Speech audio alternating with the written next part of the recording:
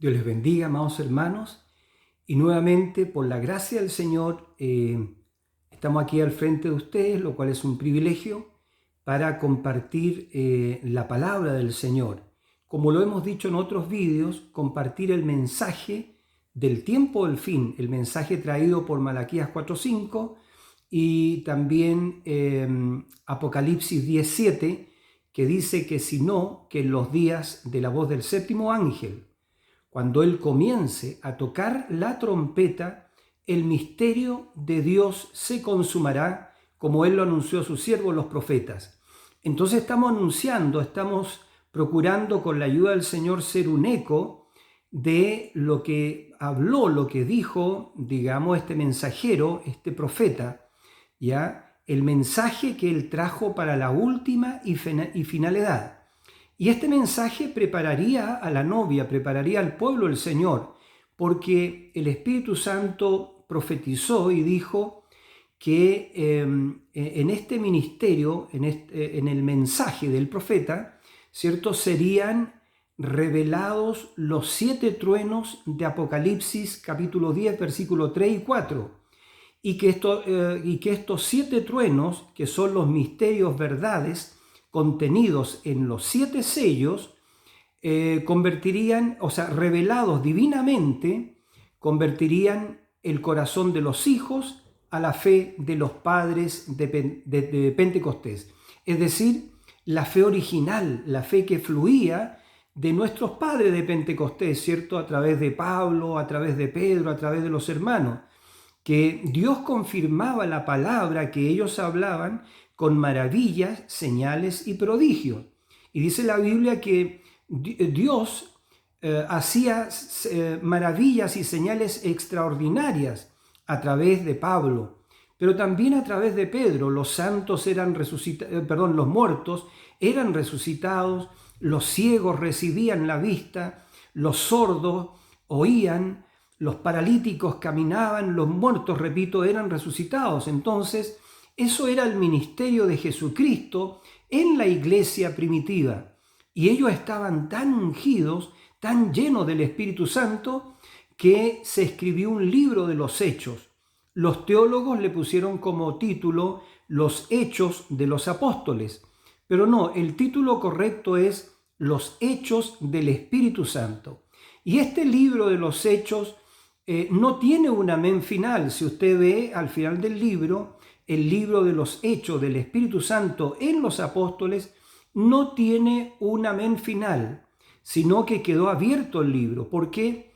Porque en el tiempo del fin vendría una iglesia omega, exactamente igual a la iglesia alfa, con el mismo ministerio de Jesucristo, las mismas maravillas, los mismos prodigios, las mismas señales, seguirían a la predicación de la palabra.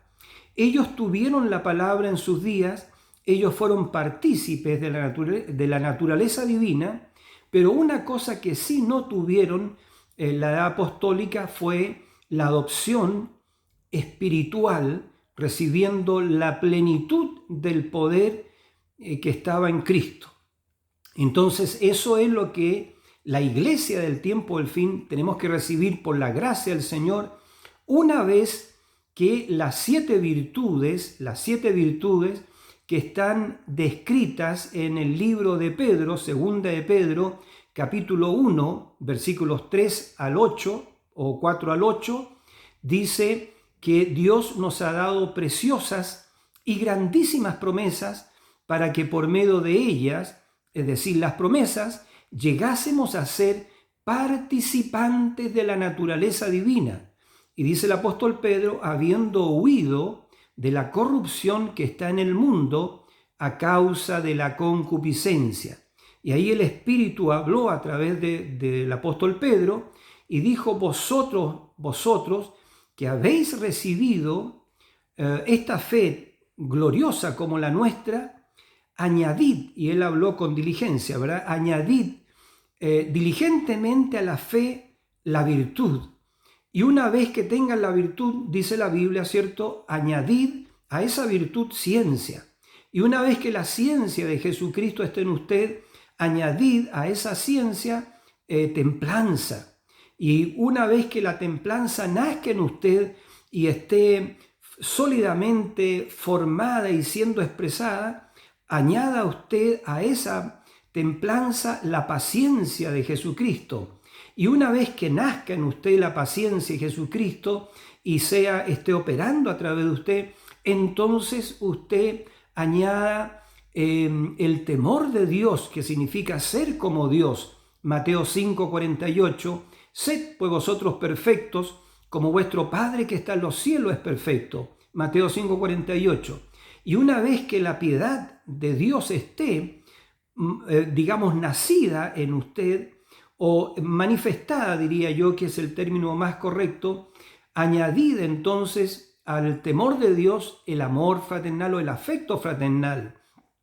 Y una vez que esté en usted el afecto fraternal, el apóstol Pedro bajo la unción dijo, entonces añadan caridad. Y caridad es la cabeza de la iglesia, que es el Espíritu Santo. Y entonces viene cuando usted tiene estas 7 virtudes nacidas en usted y están operando en usted por el Espíritu Santo, ya entonces Dios lo aprueba a usted, ¿cierto? Y sella esas 7 virtudes nacidas con el verdadero bautismo del Espíritu Santo. Y entonces lo adopta usted en el reino de Dios y le da a usted el título de dominio y le da autoridad, y todos los derechos de redención están en usted, y en usted están las características de la gloria séptuple de Jesucristo, y también están, por supuesto, están las 7 virtudes, que es la naturaleza divina, de la cual Adán cayó, porque Adán cayó de la naturaleza divina y llegó a ser un simple mortal. Pero Dios había dicho en el Salmo 82:6, yo dije, vosotros sois dioses. Y entonces también dijo el Señor, pero como hombres moriréis y como cualquiera de los príncipes caeréis. Y esta muerte reinaría, ¿cierto? Yo diría, hasta el tiempo del fin. Porque en el tiempo del fin viene este mensaje que nos transforma, que redime nuestras almas, redime nuestros espíritus y redime nuestro cuerpo. Voy a repetir una vez más eso. El mensaje del tiempo del fin, que es la venida secreta del Señor Jesucristo. Entonces el mismo Señor, con una aclamación, con voz de arcángel y con trompeta de Dios, dice la Biblia, descenderá del cielo y los muertos en Cristo resucitarán primero. Entonces noten ustedes que la venida de Cristo, la venida secreta, entonces ocurre en tres fases.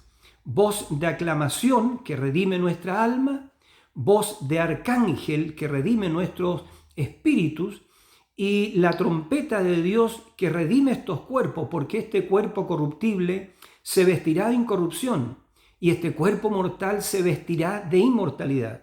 Entonces, amados, amadas, yo voy a leer una escritura donde vamos a basarnos por un pequeño momento en un pensamiento que es muy importante poder entenderlo y tener claridad con respecto a esto. Entonces leo en el nombre del Señor Jesucristo en San Juan 14,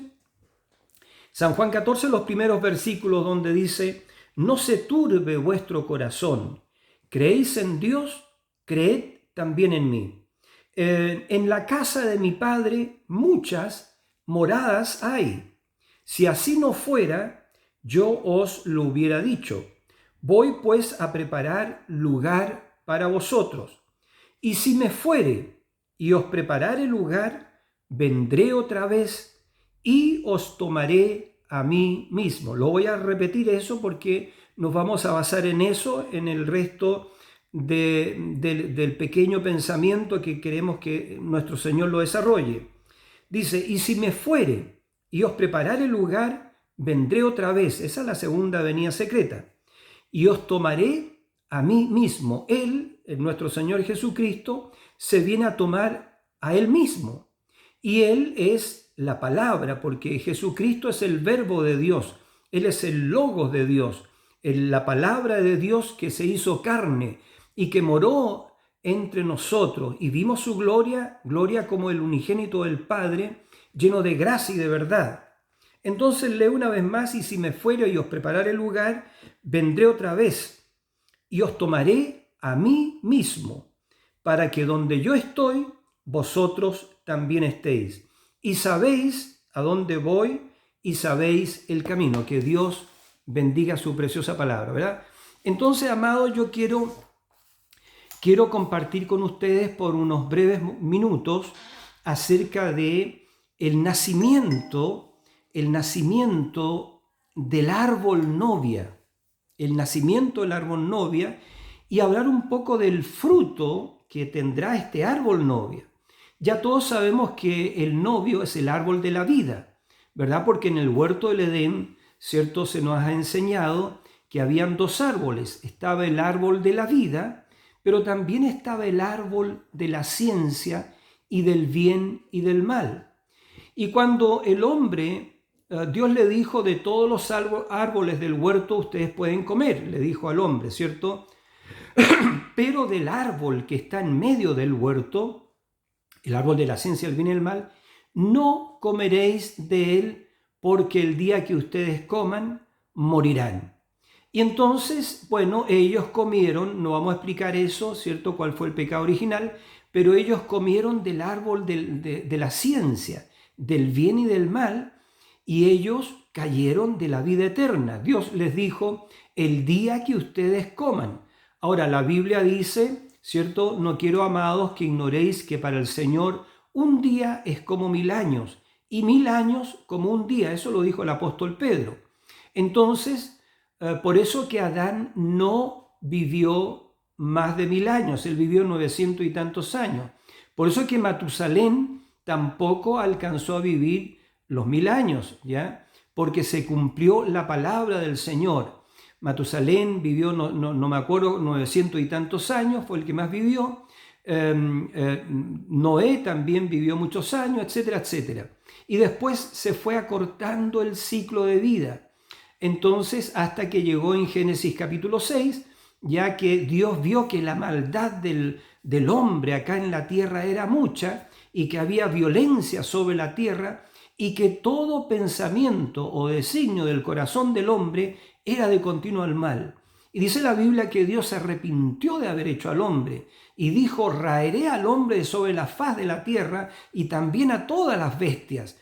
Y así lo hizo, pero halló a uno, ¿cierto?, llamado Noé, que era seguramente un labrador o un campesino, ¿ya? Y vio que era un varón justo y a él lo llamó y le dijo que se construyera un arca de madera de gofer, ¿ya? Y que la calafateara, y le dio las indicaciones, las medidas y todo eso, para que entrara él y su familia, porque Dios traería un juicio sobre toda la tierra y raería al hombre y a las bestias de sobre la faz de la tierra. Y así sucedió.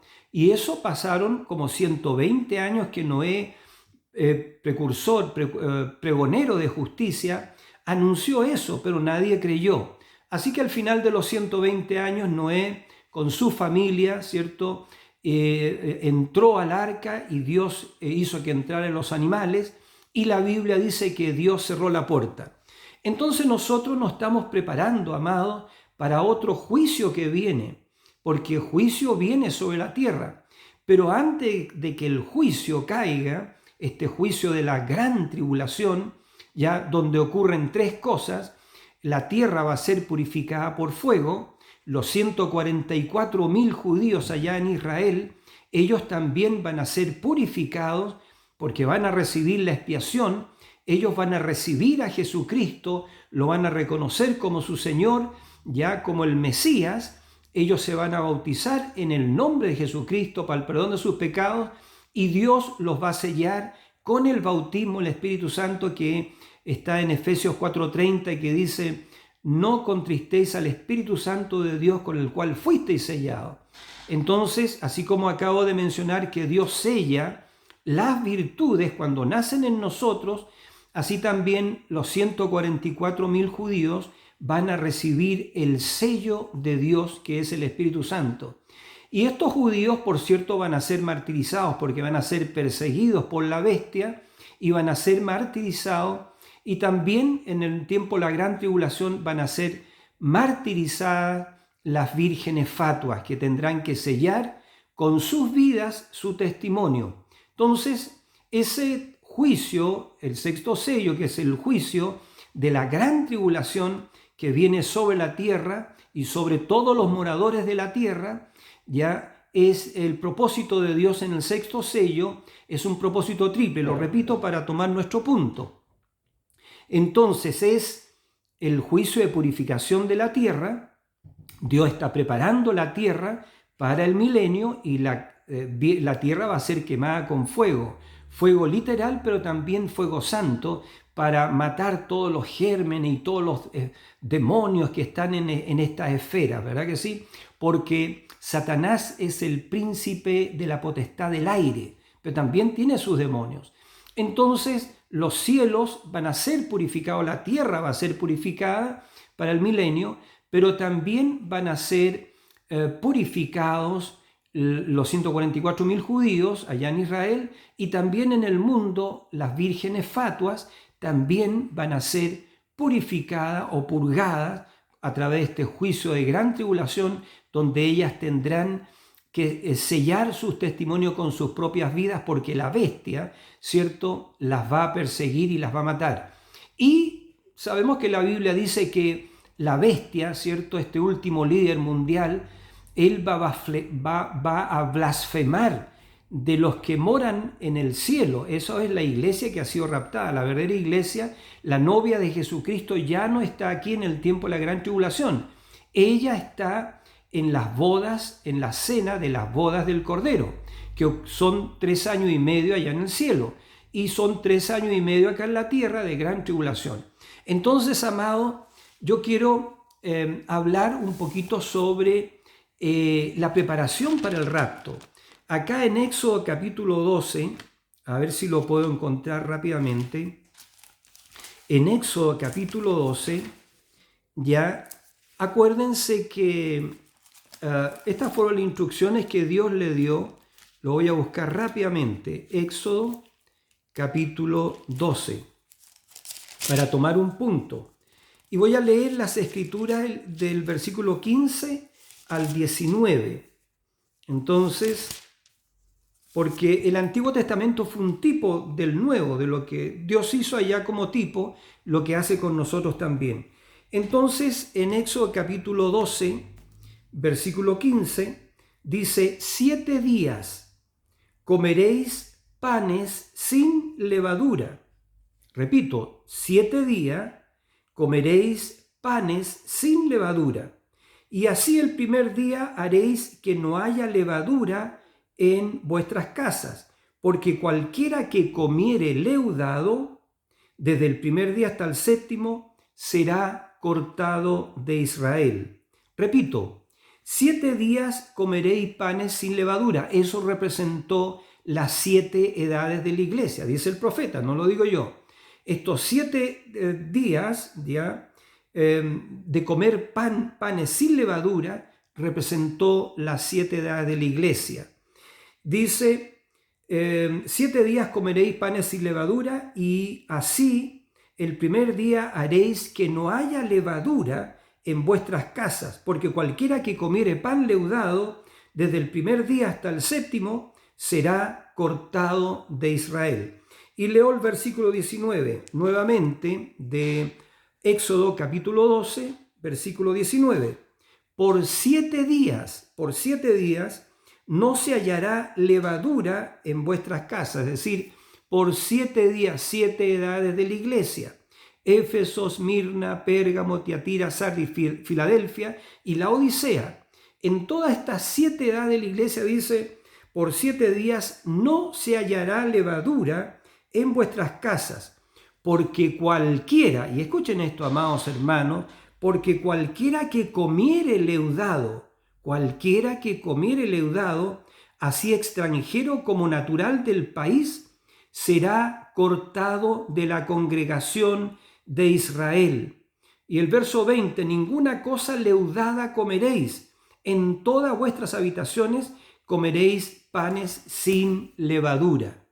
Entonces, nosotros ya entendemos esto, ¿ya? No podemos comer el pan de vida, que es la palabra del Señor, leudado, es decir, con alguna interpretación, Porque nuestro Señor Jesucristo dijo, ¿cierto? En Apocalipsis capítulo 22, lo voy a leer también para tener la Biblia con nosotros, ¿cierto? En Apocalipsis capítulo 22, verso 19, acá lo tenemos, ¿cierto?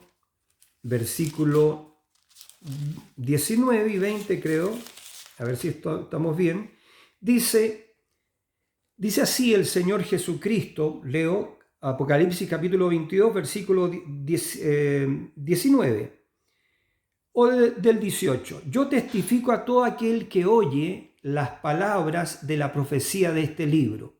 Si alguno añadiere a estas cosas, Dios traerá sobre él las plagas que están escritas en este libro. Y si alguno quitare de las palabras del libro de esta profecía, Dios quitará su parte del libro de la vida y de la santa ciudad y de las cosas que están escritas en este libro. Lo voy a leer una vez más porque es muy, muy delicado. Dice el Señor Jesucristo, yo testifico a todo aquel que oye las palabras de la profecía de este libro. Si alguno añadiere estas cosas, cualquier levadura, ¿verdad? Si alguno añadiere a estas cosas, Dios traerá sobre él las plagas que están escritas en este libro. Y si alguno quitare de las palabras del libro de esta profecía, Dios quitará su parte del libro de la vida y de la santa ciudad y de las cosas que están escritas en este libro. Como cristianos, amados, sabemos que no podemos quitar digamos, ninguna palabra de la Biblia, ni tampoco añadir, por lo que acabamos de leer, menos traer una interpretación. Pero eso es lo que ha sucedido, porque el diablo sabe que si logra leudarnos la palabra, añadiendo una sola palabra o quitando una sola palabra del libro de esta profecía, viene lo que acabo de leer. Satanás sabe eso. Y Satanás conoce muy bien las Escrituras, ya las conoce mejor que nosotros inclusive. Entonces, pero nosotros por la gracia del Señor, Dios nos da revelación divina para poder entender. Entonces nuestro punto es que hemos leído en San Juan 14 que el Señor dijo que vendría otra vez y que se tomaría a sí mismo. Y entendemos que el Señor es la palabra. Y entonces estamos hablando de que la iglesia del Dios vivo en el tiempo del fin llega a ser una con Cristo, que es la palabra. La iglesia del tiempo del fin llega a ser la palabra y en ella no se tiene que encontrar ninguna levadura, ningún credo, ningún dogma, ninguna redacción de estatuto, nada del hombre, solamente la palabra. Entonces eso es. Y porque nosotros nos estamos preparando para un rapto. Y el rapto dijo, ¿cierto? El Señor, vendré otra vez y os tomaré a mí mismo. Esto vendré otra vez ocurre en Apocalipsis capítulo 10, ¿ya? Donde la Biblia dice, vi descender del cielo, Juan dice, vi descender del cielo a otro ángel fuerte cercado de una nube o envuelto en una nube, con el arco iris sobre su cabeza. Y dice, y su rostro era como el sol, porque es la misma visión de Apocalipsis capítulo 1, la venida del Señor. Y su rostro era como el sol. Y dice, tenía en su mano un librito abierto. En Apocalipsis capítulo 5 estamos recordando. En el Apocalipsis capítulo 5 el libro estaba cerrado y sellado con 7 sellos. Y la Biblia dice que estaba escrito por dentro y también por atrás. Entonces, pero que estaba cerrado y sellado con 7 sellos, Apocalipsis 5, y nadie podía ni siquiera mirar el libro, menos abrirlo, porque un ángel fuerte había pregonado a gran voz y había dicho, ¿quién es digno de tomar el libro y de abrir sus 7 sellos? Entonces ese ángel fuerte estaba preguntando por el pariente redentor, que el pariente redentor se presentara viniera a la escena para tomar el libro de redención, este libro de redención que tenía el título de propiedad de los cielos y de la tierra, y el cual había perdido a Adán en la caída. Entonces este ángel pregonó a gran voz y dijo: ¿quién es digno de tomar el libro y de abrir sus 7 sellos? Y entonces Juan empezó a mirar por todo el cielo, por toda la tierra y debajo de la tierra, y dice que no se halló a ninguno. Ninguno era digno ni siquiera de mirar el libro, y empezó a llorar. Pero uno de los ancianos le dijo a Juan: Juan, no llores, porque he aquí que el león de la tribu de Judá, la raíz de David, él ha vencido, él ha prevalecido, y él es digno de tomar el libro y de abrir sus 7 sellos. Y Juan se volteó para ver al león, ¿cierto? Al león, pero en vez de ver a un león, vio un cordero como inmolado. ¿Y cómo era este cordero? Tenía 7 cuernos. ¿Y qué más? 7 ojos. ¿Qué representan esos 7 cuernos? Las 7 edades de la iglesia, en las cuales él dijo que no habría levadura en ninguno de esos 7 días. Y si alguno comiere pan leudado, sería cortado del pueblo. Entonces Juan vio eso, vio a este cordero como inmolado, que tenía 7 cuernos, que los 7 cuernos representan las 7 edades de la iglesia, estos 7 días, y tenía 7 ojos, que los 7 ojos representan 7 videntes, 7 mensajeros, Pablo, Ireneo, Martín, Colombo, Lutero, Wesley, William Branham. Por supuesto, cada mensajero trajo un mensaje, y en cada mensaje había un misterio. Cada mensaje revelaba una característica de Dios. Cada mensaje revelaba una virtud dada al vencedor de la edad. Y cada mensaje representaba la recompensa dada justamente al vencedor de la edad. Y nosotros que estamos en el tiempo del fin al final, nosotros recibimos, ¿cierto?, estos 7 mensajes, estos 7 misterios, ya, que retenían la venida del Señor. ¿Y quiénes retenían estos truenos que revelan la venida del Señor? Estos 7 ángeles retenían los 7 truenos. Así está escrito en el mensaje Dios en simplicidad, donde el profeta dice: todo lo verdadero tiene que venir por inspiración. Y esta apertura del libro, ¿cierto?, de estos 7 sellos, tiene que ser bajo inspiración, tiene que ser inspirado, tiene que ser Dios, dijo el profeta. Y yo creo, dijo el hermano Branham, que estos 7 ángeles que retienen los 7 truenos lo concederán. Y así fue, bendito sea el nombre del Señor. Entonces, pero volvamos a nuestro tema, que no debía de haber nada de levadura, ningún pan leudado. Todo tenía que ser sin levadura. Y el profeta dice eso, representa las 7 edades de la iglesia. Entonces, ¿qué es? ¿Qué es esta levadura? Es algo siendo mezclado con ella, con la palabra. No podemos mezclar la palabra con nada, ¿ya? No podemos leudar la palabra. Usted leuda la palabra o alguno lo hace, usted es cortado del pueblo. O esa persona es cortada del pueblo. Entonces, dice algo siendo mezclado con ella, no podemos mezclar la palabra. Y si nosotros, y mezclamos credo, porque eso fue lo que sucedió, y denominación y de todo, lo demás con la palabra. Y aún persistimos en llamar eso la palabra. Mire lo que ha hecho el mundo religioso. Ya el mundo religioso ha formado sus denominaciones, ha formado sus organizaciones. Pero para formar una denominación y una organización, usted tiene que leudar la palabra. O aquellos que forman organización leudan la palabra porque le añaden a la palabra lo que no está en la palabra y le quitan también a la palabra, ¿cierto?, lo que no deben de quitar, ¿ya? Entonces el Señor Jesucristo dijo: no solo de pan vivirá el hombre, sino de toda palabra que sale de la boca de Dios.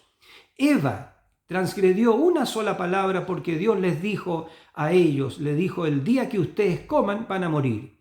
Pero vino Satanás, el astuto, el diestro, y le dijo a la mujer: ¿con que Dios os ha dicho que no comáis de todos los árboles del huerto? Y la mujer le respondió bien, le dijo: nuestro Señor, Dios dijo que de todos los árboles del huerto podíamos comer, excepto de uno, el que está en medio del huerto. Pero Satanás, fíjese, le habló a la mujer y le dijo, no moriréis. Dios le dijo, moriréis. Pero Satán agregó una sola palabrita y dijo, no moriréis, sino sabe Dios que el día que ustedes coman, serán como dioses y conocerán el bien y el mal. Y dice la mujer, dice la Biblia, que ella, viendo ella que el árbol era agradable para alcanzar la sabiduría, comió. Ahí creo que hay un punto y una coma, y dice, y luego dio a comer a su marido, que era Adán. Bueno, y así cayó el linaje del Señor, cayó la familia de Dios, y cayó el hombre, ¿cierto? Y el hombre era el Dios de esta tierra. El hombre participaba, tenía la naturaleza divina. Él no se enfermaba, no tenía dolor de cabeza, no envejecía. Ya no conocía lo que era una aflicción o una tristeza o una pena. Pero cuando Adán cayó, empezó a conocer las tristezas, la pena, la aflicción, empezó a ver cómo su esposa envejecía, cómo su esposa se enfermaba y tenía dolencia, y él mismo también, y hasta tuvo que enterrarla, ¿verdad que sí? ¿Eso por qué? Porque él cayó de la vida eterna. Él era un joven con vida eterna. Él no se cansaba, no envejecía, no se enfermaba, no tenía dolor de corazón o pena o aflicción, nada de eso. Pero cuando él comió del árbol, ¿cierto? Transgrediendo la palabra del Señor, esa pareja cayó y fueron expulsados del huerto. Bueno, eso es porque ellos negaron una sola palabra de Dios.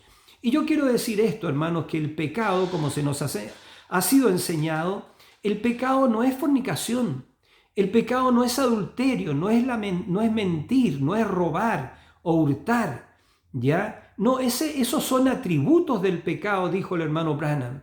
El único pecado que existe es la incredulidad, incredulidad a la palabra de Dios.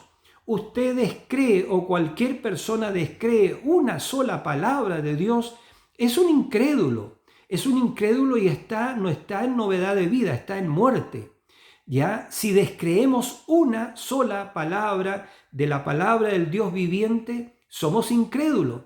Pero nuestro Señor Jesucristo, su precioso evangelio, su santo evangelio vino para eso, para salvarnos a nosotros de nuestros pecados. Y eso significa, hermano, salvarnos de la incredulidad y permitirnos creer toda la palabra de Dios, ¿cierto? Y vivir de toda palabra que sale de la boca de Dios. Entonces, eso es. Ahora, sigamos por unos minutos. Entonces, no habría levadura durante todos los 7 días. No podía haber levadura. Es decir, no podría haber ninguna organización eclesiástica, ninguna denominación, no podría haber la iglesia uniéndose al Estado. Eso de la unión de la iglesia y el Estado sucedió el año 325 y eso lo hizo Constantino. Y ahí Constantino hizo su primera iglesia, o sea, su iglesia, y le pusieron por nombre católico, apostólico y romano, por la Roma pagana. Entonces, pero esa era una religión pagana porque tenía, digamos, una Trinidad, Padre, Hijo y Espíritu Santo, como 3 personas distintas. Y ellos dijeron, bueno, y eso es nuestro Dios. Pero también tenían una multiplicidad con el tiempo, ¿verdad? Usted sabe, de mediadores y mediadoras, porque la iglesia romana tiene más de 5.000 mujeres intercesoras, santas, a las cuales le oran, y santos a los cuales le oran y les piden de sus bendiciones, por así decirlo, o que les ayude. Ya el católico romano es enseñado a pedirle a su santo, ¿ya? Y cada uno tiene el santo a su devoción. Pero eso es espiritismo. ¿Por qué es espiritismo? La Iglesia Católica le enseña a su adepto a comunicarse con los muertos, porque llamemos Santa Cecilia, San Anastasio, San Pancracio, podrían haber sido buenos hombres, pero ellos están muertos. Y la Escritura dice que hay un solo mediador entre Dios y los hombres, y Él es Jesucristo hombre. No hay mediadores como el Papa o algún cardenal o un santo que se murió, Santa Teresita o San Pancracio. No hay hombre muerto que pueda ser intermediario entre Dios y los hombres. El único intermediario es el Señor Jesucristo. Y una vez un sacerdote dijo, pero Él está muerto. Pero él recibió la respuesta de que Jesucristo resucitó de entre los muertos. Él está vivo, no está muerto. En cambio, los santos de la antigüedad, ellos están durmiendo, ¿verdad que sí? Y ellos no son intercesores o mediadores. Hay un solo mediador entre Dios y los hombres, y ese es Jesucristo hombre. Entonces eso es más que añadirle a la palabra, ¿ve? Enseñarle al pueblo de que hay mediadores, de que María es una mediadora entre Dios y el hombre, porque ella está más cerquita de Dios, de Jesús, y le dice, mira Jesús, yo soy tu madre, tú eres mi hijo, y esta persona me está pidiendo un favor, así que concédeselo, ¿ya? No, esa mediación no es como se enseña. Entonces, porque no lo dice la Escritura, es una añadidura, es una levadura, porque el único mediador entre Dios y los hombres es Jesucristo, Jesucristo hombre. Entonces ya descartamos de plano los mediadores. Y decíamos que la primera organización, la primera iglesia que se organizó y se puso un nombre, ¿ya? Y unió la iglesia con el Estado fue el sistema católico, apostólico y romano, que subsiste hasta nuestros días. Pero el año 1520, ¿cierto?, con Martín Lutero, empezaron a venir las hijas. Y las hijas hicieron lo mismo que su madre, formaron la iglesia luterana. No quiero hablar en contra de las personas, porque dentro de esa organización hay personas maravillosas, hay buenas personas, hay verdaderos cristianos, hay cristianos genuinos. Pero vinieron las organizaciones, ¿cierto? Y de la organización, de la denominación, hicieron un ídolo. Porque un ídolo, ¿qué es un ídolo? Un ídolo, cualquier cosa que un hombre anteponga primero que Dios, es un ídolo, ¿ya? Es un ídolo. Y los seres humanos han hecho de las denominaciones sus ídolos, porque ponen primero su denominación, sus estatutos que ellos han redactado, sus dogmas, sus credos que han añadido a la palabra y que la han leudado, ponen primero eso que la palabra de Dios. Por ejemplo, la Escritura dice, arrepentíos y bautícese cada uno de vosotros en el nombre del Señor Jesucristo. ¿Qué dicen ellos? Ellos dicen, no, nosotros bautizamos al niño, al niñito, ¿cierto?, cuando nace. Y lo bautizamos en los títulos de Padre, Hijo y Espíritu Santo. Ya el sacerdote levanta con una conchita el agua bendita y la vierte sobre la cabecita del niño y le dice, yo te bautizo in nomine Patri, Filii y Spiritus Sancti. Y entonces, bueno, y la hace un miembro de esa iglesia de por vida. Porque dicen, yo estudié en un colegio católico, ¿ve? Porque se dice que una vez católico, siempre católico. Es como dicen también una vez musulmán, siempre musulmán. Bueno, pero acá también parece que el dicho fuera una vez luterano, siempre luterano. Pero hermanos, no debe ser así, o wesleyano, o metodista, o pentecostal. Son organizaciones, son denominaciones. Pero Dios tiene a sus hijos en esas organizaciones. Por eso que en Apocalipsis capítulo 18, versículo 4, dice, salid de en medio de ella, pueblo mío, para que no seáis partícipes de sus plagas, de sus pecados, ni recibáis parte de sus plagas. ¿Dónde está el pueblo del Señor? El pueblo del Señor está en esas logias, porque voy a decir logias porque la verdad que son logias, porque la iglesia de Jesucristo es una sola, ¿ya? Y usted puede oír lo que dice la palabra o leer donde el Señor Jesucristo le dijo, y sobre esta piedra yo edificaré mi iglesia, y las puertas del infierno no prevalecerán en contra de ella. Entonces, ¿sobre cuál piedra? Fíjese la levadura. Ese gran grupo dijo, sobre Pedro, que significa Pedro, el nombre viene del griego Petros, y Petros es una piedra, y Dios, Cristo, edifica su iglesia sobre Pedro, siendo el primer papa. Esa es una tremenda levadura, ¿verdad que sí? Porque la iglesia primitiva no habían preeminencias, no había primado. El Señor Jesucristo le dijo a sus discípulos cuando se volteó y le dijo, ¿qué pláticas son esas entre ustedes? Y les dijo, los reprendió y les dijo, el que quiera ser el mayor de entre ustedes, sea el siervo de todos, porque el Hijo del Hombre no vino para ser servido, sino para servir. Y nuestro Señor nos dio ejemplo, y Él no tenía dónde recostar su cabeza, porque Él lo dijo. Dijo, las zorras tienen cuevas y los pájaros nidos, pero el Hijo del Hombre no tiene dónde recostar su cabeza. Y piense usted en este primado que le llaman el primado o el sucesor de Pedro, piense usted cómo vive, con todas las riquezas vaticanas.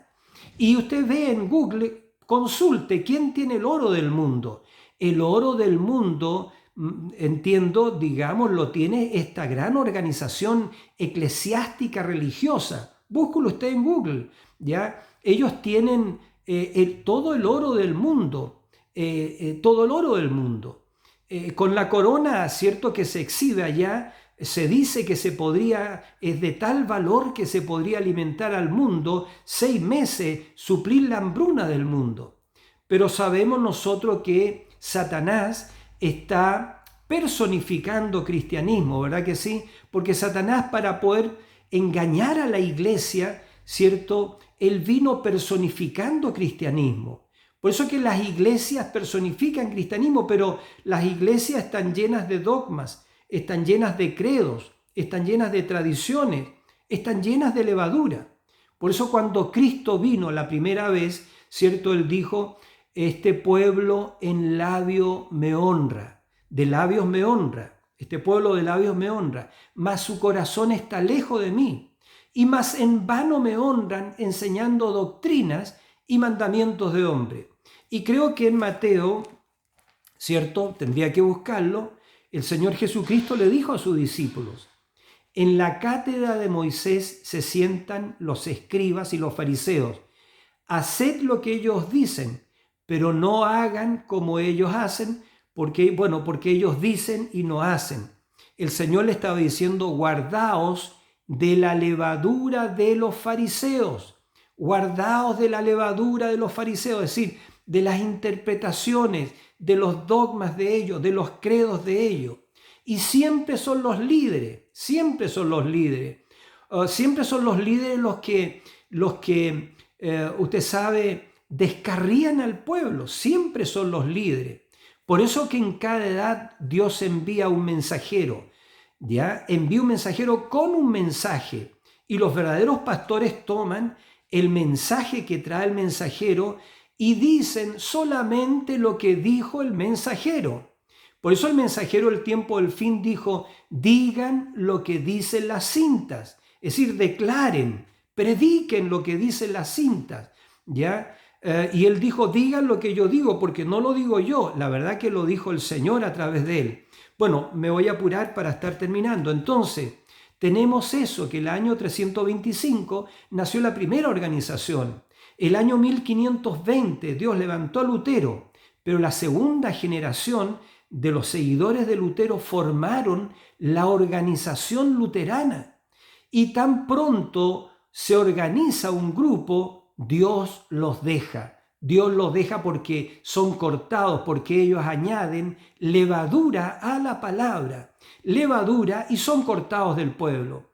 Y Dios luego, ¿cierto?, envió a Wesley, ¿ya? Y Wesley predicó la santificación, ¿ya? Entiendo que es San Juan 17:17. Padre, santifícalos en tu verdad, tu palabra es verdad. Porque somos santificados por medio de la palabra, ¿verdad? La palabra nos dice que debemos dejar el mundo y las cosas del mundo, correcto.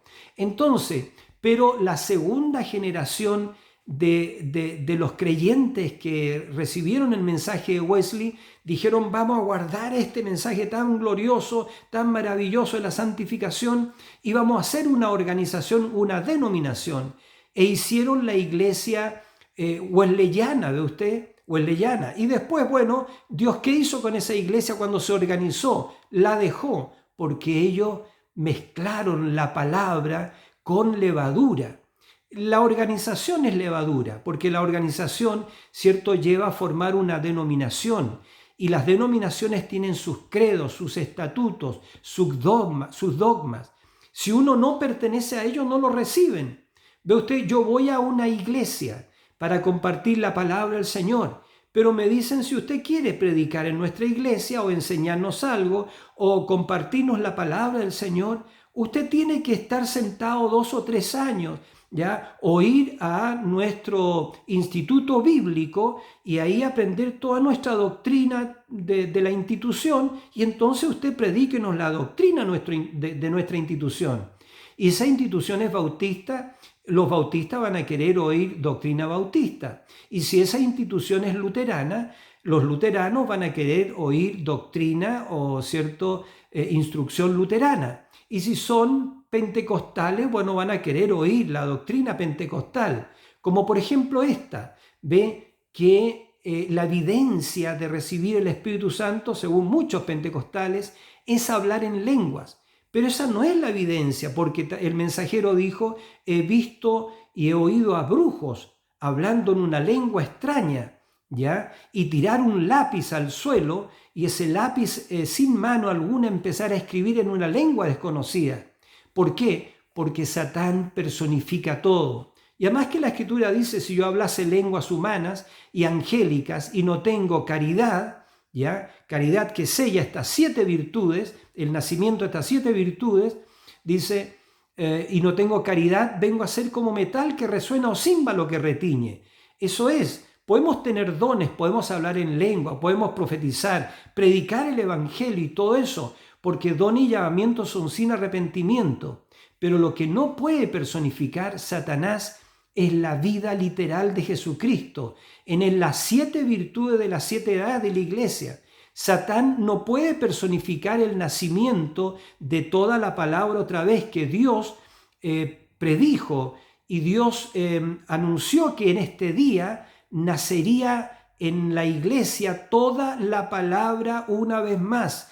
Toda la palabra, así como nació hace 2000 años atrás, nacería hoy día, ¿cierto? El nacimiento de las 7 virtudes, el nacimiento del árbol novia. Ahora, el nacimiento del árbol novia, como lo anuncié hace un rato, por supuesto que el árbol novia comenzó en Pentecostés.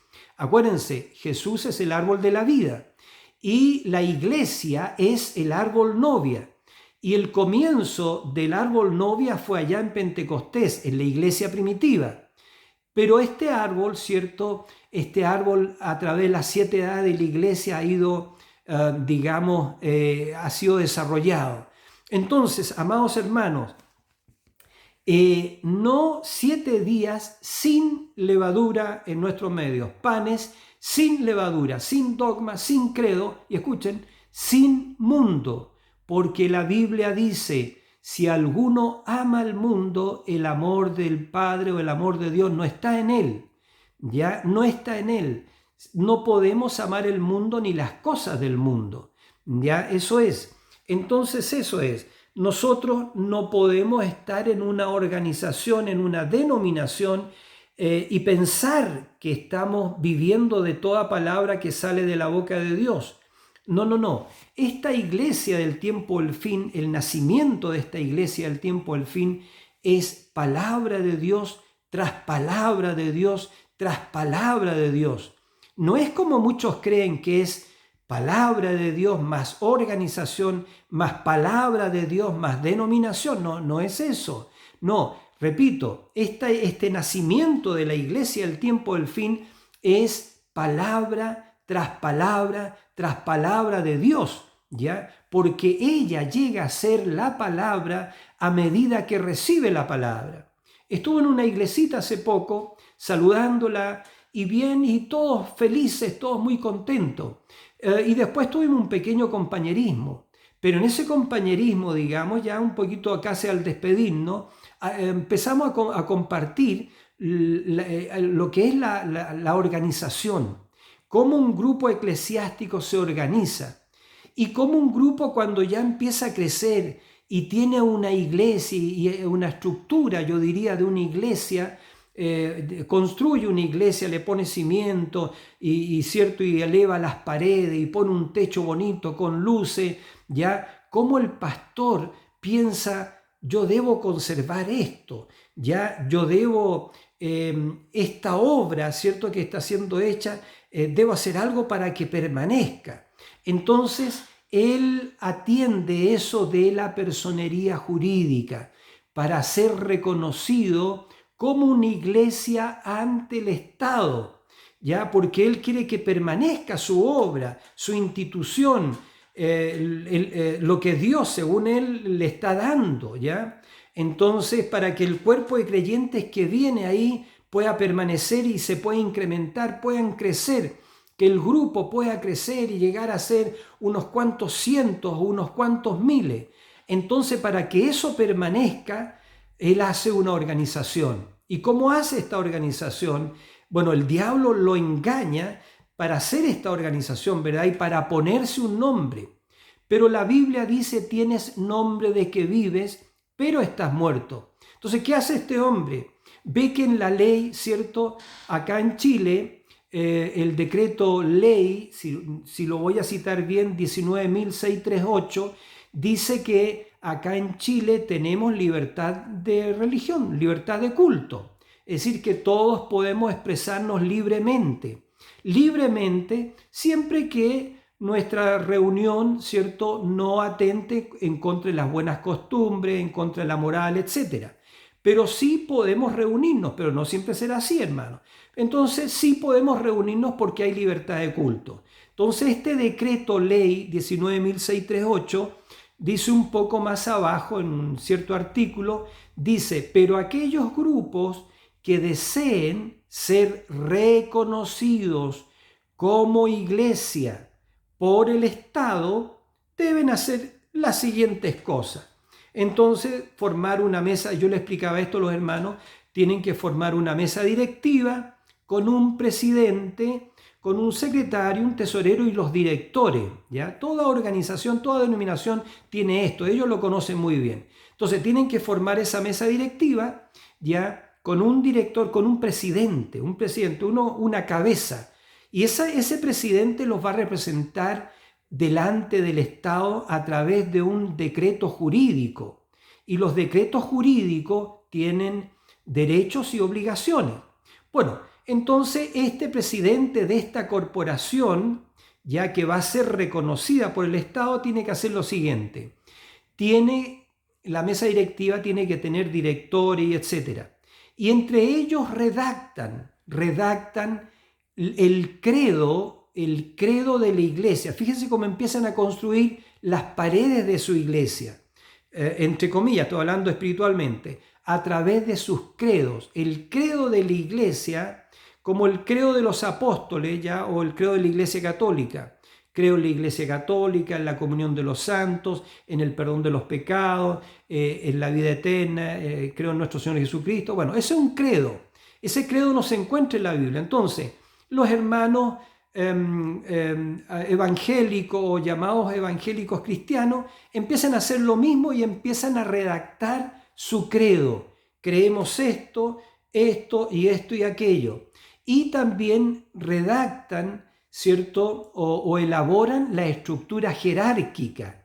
Y cuando yo iba ahí en ese punto, en la estructura jerárquica, y yo decía que el presidente de esa corporación que está redactando su estatuto y está formando la jerarquía de la iglesia, ya, entonces, bueno, yo les decía que el Estado, cuando acepta esta nueva corporación, esta nueva denominación, esta nueva organización eclesiástica, le da un título al presidente de la corporación como obispo. Pero este pastor o este hermano me decía, no, ahí está equivocado usted, porque el Estado sí le ofrece le ofrece que si usted quiere ser un obispo, es decir, un hombre con más poder que los pastores, usted lo puede aceptar o no. Pero él dijo que él había aceptado solamente ser pastor, no ser obispo. Bueno, eso es. Entonces voy a estar terminando, porque ya es el tiempo, y eso es una organización, cuando hay redacción de estatuto, formación de jerarquía, y ellos tienen que ponerse un nombre, porque la ley les obliga a ponerse un nombre denominacional, y les dan un número que está registrado en el Ministerio del Interior de la Nación, y ese número tienen que exhibirlo en el frontis del edificio. Entonces vamos a terminar acá, y eso es levadura, Y por 7 días no tenía que encontrarse ninguna levadura entre ellos. 7 días, 7 edades de la iglesia. Y este nacimiento de este árbol novia en el tiempo del fin, o el nacimiento más bien de toda la palabra, este nuevo nacimiento, ya que está relacionado, por cierto, con la segunda venida del Señor, no puede haber ninguna levadura en ella, porque ella es palabra tras palabra tras palabra. Termino diciendo, vendré otra vez y os tomaré a mí mismo. ¿Quién es Él? El verbo, la palabra. Para que donde yo estoy, también estéis vosotros.